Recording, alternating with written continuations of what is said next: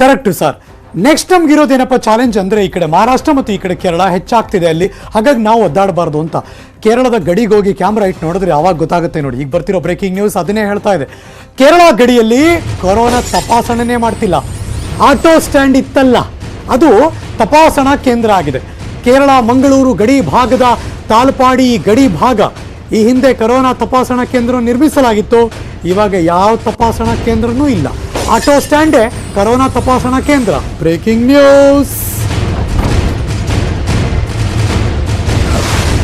ಎಲ್ಲಿ ತನಕ ಬಾರ್ಡರ್ ಸರಿಯಾಗಿ ಕೆಲಸ ಮಾಡಲ್ವೋ ಅಂದರೆ ಸ್ಟ್ರಿಕ್ಟ್ ಆಕ್ಷನ್ ಅಲ್ಲಿ ಫಸ್ಟ್ ಆಗಬೇಕು, ಆಮೇಲೆ ಒಳಗೆ ಬರೋಣ. ಆದರೆ ಅಲ್ಲಿ ಆಗಲಿಲ್ವೋ ಅವಾಗ ಏನೂ ಮಾಡೋಕ್ಕಾಗಲ್ಲ. ಕೇರಳದಿಂದ ಬರ್ತಾ ಇರ್ತಾರೆ, ಮೊದಲೇ ಮಂಗಳೂರು ವಿಶ್ವವಿದ್ಯಾಲಯ ಬೇರೆ ಬೇರೆ ಭಯಂಕರ ಕಥೆ ಇದೆ ಅಲ್ಲಿ. ಸೊ ಹಾಗಾಗಿ ಹುಷಾರಾಗಿರಬೇಕು. ತಪಾಸಣಾ ಕೇಂದ್ರವನ್ನು ನಿರ್ಮಿಸಿ ಒಂದಷ್ಟು ಸ್ಟ್ರಿಕ್ಟ್ ರೂಲ್ ಮಾಡಬೇಕು.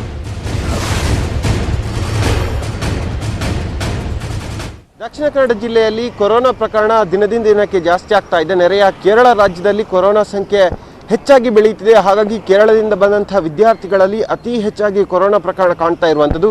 ನಾವೀಗ ಮಂಗಳೂರು ಮತ್ತು ಕೇರಳವನ್ನು ಸಂಧಿಸುವಂತಹ ತಲಪಾಡಿ ಗಡಿಯಲ್ಲಿ ಇದ್ದೇವೆ. ನೀವಿಲ್ಲಿ ದೃಶ್ಯಗಳಲ್ಲಿ ಗಮನಿಸ್ತಾ ಇರ್ಬೋದು. ಬೆಳಗ್ಗಿನ ಹೊತ್ತು ಸಾವಿರಾರು ಸಂಖ್ಯೆಯಲ್ಲಿ ವಿದ್ಯಾರ್ಥಿಗಳು ಕೇರಳದ ಗಡಿ ಭಾಗಗಳಿಂದ ಮಂಗಳೂರಿಗೆ ಶಿಕ್ಷಣದ ವಿಚಾರಕ್ಕಾಗಿ ಬರ್ತಾರೆ. ವಿವಿಧ ಕಾಲೇಜುಗಳಿಗೆ ಸಾವಿರಾರು ಮಂದಿ ವಿದ್ಯಾರ್ಥಿಗಳು ಕೂಡ ಬರ್ತಾರೆ.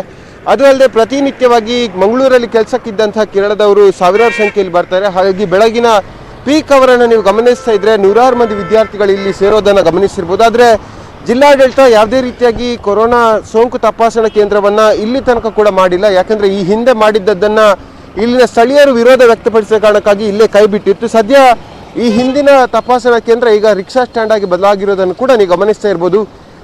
ಕೇರಳದ ವಿದ್ಯಾರ್ಥಿಗಳು ಮಂಗಳೂರಲ್ಲಿ ಅತಿ ಹೆಚ್ಚಿನ ಸಂಖ್ಯೆಯಲ್ಲಿ ಕಲಿತಿದ್ದಾರೆ. ಹಾಗಾಗಿ ಅವರಿಗೆ ಕಾಲೇಜಿನಲ್ಲಿಯೇ ಟೆಸ್ಟ್ಗಳನ್ನು ಮಾಡಬೇಕೆಂಬ ಸೂಚನೆಯನ್ನು ಜಿಲ್ಲಾಡಳಿತ ಕೊಟ್ಟಿದೆ. ಅದು ಬಿಟ್ಟು ಪ್ರತಿನಿತ್ಯ ಮಂಗಳೂರಿಗೆ ಹೋಗುವಂಥ ಕೆಲಸಗಾರರಾಗಿರ್ಬೋದು, ಕಾರ್ಮಿಕರಾಗಿರ್ಬೋದು, ವಿವಿಧ ಕಂಪನಿಗಳ ಉದ್ಯೋಗಿಗಳು ಆಗಿರ್ಬೋದು, ಯಾರಿಗೂ ಕೂಡ ಇಲ್ಲಿ RT-PCR ಟೆಸ್ಟನ್ನು ಮಾಡ್ತಾ ಇಲ್ಲ ಮತ್ತು ಅದನ್ನು ಜಿಲ್ಲಾಡಳಿತ ಕೂಡ ತಪಾಸಣೆ ಮಾಡ್ತಾ ಇಲ್ಲ. ದಕ್ಷಿಣ ಕನ್ನಡ ಜಿಲ್ಲೆಯಲ್ಲಿ ಸದ್ಯಕ್ಕೆ ಕೊರೋನಾ ಪ್ರಕರಣಗಳ ಸಂಖ್ಯೆ 100ಕ್ಕೆ ಸನಿಹ ಆಗ್ತಾ ಇದೆ. ಹಾಗಾಗಿ ಜಿಲ್ಲೆಯಲ್ಲಿ ಅತಿ ಹೆಚ್ಚಾಗಿ ಕೊರೋನಾ ಸೋಂಕುಗಳು ಸದ್ಯದ ಮಟ್ಟಿಗೆ ಕಾಣ್ತಾ ಇದೆ. ಹಾಗಾಗಿ ಕೇರಳವನ್ನು ಸಂಧಿಸುವಂತಹ ಗಡಿ ಭಾಗಗಳಲ್ಲಿ ಎಚ್ಚರಿಕೆಯನ್ನು ಈಗಾಗಲೇ ಜಿಲ್ಲಾಡಳಿತ ಕೊಟ್ಟಿರುವಂಥದ್ದು. ಪ್ರಮುಖ ರಸ್ತೆಗಳನ್ನು ಹೊರತುಪಡಿಸಿ ಸಣ್ಣ ಪುಟ್ಟ ರಸ್ತೆಗಳನ್ನು ಎಲ್ಲವೂ ಕೂಡ ಬಂದ್ ಮಾಡಬೇಕು. ಇನ್ನು ಮುಂದೆ ಕೇರಳದಿಂದ ಮಂಗಳೂರಿಗೆ ಬರುವವರು RT-PCR ಟೆಸ್ಟನ್ನು ಕಡ್ಡಾಯ ಮಾಡಬೇಕು. ಈ RT-PCR ಟೆಸ್ಟ್ನ ಅವಧಿ 72 ಗಂಟೆಗಳ ಕಾಲ ಇರುತ್ತೆ. ಆನಂತರವಾಗಿ ಮತ್ತೆ ಮಂಗಳೂರಿಗೆ ಬರಬೇಕಾದ್ರೆ ಮತ್ತೊಮ್ಮೆ RT-PCR ಟೆಸ್ಟನ್ನು ಕಡ್ಡಾಯ ಮಾಡಬೇಕು ಅನ್ನೋ ಸೂಚನೆಯನ್ನು ಈಗಾಗಲೇ ದಕ್ಷಿಣ ಕನ್ನಡದ ಜಿಲ್ಲಾಧಿಕಾರಿ ಅಂತ ಡಾಕ್ಟರ್ ರಾಜೇಂದ್ರ KV ಅವರು ಕೊಟ್ಟಿರುವಂಥದ್ದು. ಆದರೆ ಸದ್ಯ ನಾವು ಗಡಿ ಭಾಗದಲ್ಲಿ ಗಮನಿಸ್ತಾ ಇದ್ದೀವಿ, ಜಿಲ್ಲಾಡಳಿತ ಇನ್ನೂ ಕೂಡ ಪಿಕಪ್ ಆಗಿಲ್ಲ. ಆದಷ್ಟು ಬೇಗ ಇಲ್ಲಿ ತಪಾಸಣಾ ಕೇಂದ್ರವನ್ನು ಕೂಡ ಮಾಡಬೇಕಾಗುತ್ತೆ, ಅದು ಸಾರ್ವಜನಿಕರಿಗೆ ಯಾವುದೇ ರೀತಿಯಾಗಿ ತೊಂದರೆ ಆಗದಂತೆ. ಆದರೆ ಈ ಕ್ಷಣದವರೆಗೆ ಯಾವುದೇ ರೀತಿಯಾಗಿ ಗಡಿ ಭಾಗದಲ್ಲಿ ತಪಾಸಣಾ ಕೇಂದ್ರಗಳು ಆಗ್ತಾ ಇಲ್ಲ. ಹಾಗಾಗಿ ಮುಂಬರುವ ದಿನಗಳಲ್ಲಿ ಜಿಲ್ಲೆಯಲ್ಲಿ ಮತ್ತಷ್ಟು ಸೋಂಕು ಹೆಚ್ಚಾಗುವಂಥ ಸಾಧ್ಯತೆಗಳು ಕೂಡ ಇದೆ. ಇದೇ ಆತಂಕದಲ್ಲಿ ದಕ್ಷಿಣ ಕನ್ನಡ ಜಿಲ್ಲೆಯ ಜನರು ಕೂಡ ಇದ್ದಾರೆ.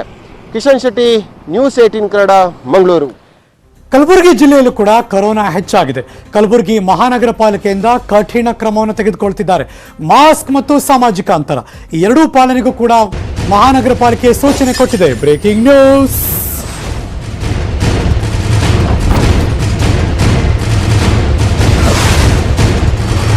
ಅಲ್ಲಿ ಹೆಂಗೆ ಕಟ್ಟುನಿಟ್ಟಿನ ಕ್ರಮ ತೆಗೆದುಕೊಳ್ತಿದ್ದಾರೆ ಅಂದರೆ, ನೀವು ಮಾಸ್ಕ್ ಹಾಕಿಲ್ಲ ಅಂದರೆ ನೀವು ಶಾಪಿಂಗ್ ಮಾಲ್ಗೆ ಬರೋಂಗಿಲ್ಲ, ಸಿನಿಮಾ ಥಿಯೇಟ್ರಿಗೆ ಹೋಗಂಗಿಲ್ಲ, ಮಾಸ್ಕ್ ಕಡ್ಡಾಯ, ಅಲ್ಲಿ ಇಲ್ಲಿ ಓಡಾಡಂಗಿಲ್ಲ. ಸ್ಟ್ರಿಕ್ಟಾಗಿ ಆ್ಯಕ್ಷನ್ ತಗೋತಿದ್ದಾರೆ ಅವರು. ಮಾಸ್ಕ್ ಹಾಕದವರಿಗೆ ಪ್ರವೇಶ ನೀಡದಿರಲು ಎಲ್ಲ ಕಡೆ ಸೂಚನೆ ಕೊಟ್ಟಿದ್ದಾರೆ. ಒಂದು ವೇಳೆ ಪ್ರವೇಶ ನೀಡಿದರೆ ಅಂಗಡಿ ಮಾಲೀಕರಿಗೆ ಫೈನ್ ಹಾಕ್ತಾರೆ. ಉಲ್ಟಾ ಇದು. ಓಕೆ, ವಾಣಿಜ್ಯ ಅಂಗಡಿ ಮಾಲೀಕರಿಗೆ ಫೈನ್ ಹಾಕ್ತಾರೆ ಸಾವಿರಾರು ಗಟ್ಟಲೆ.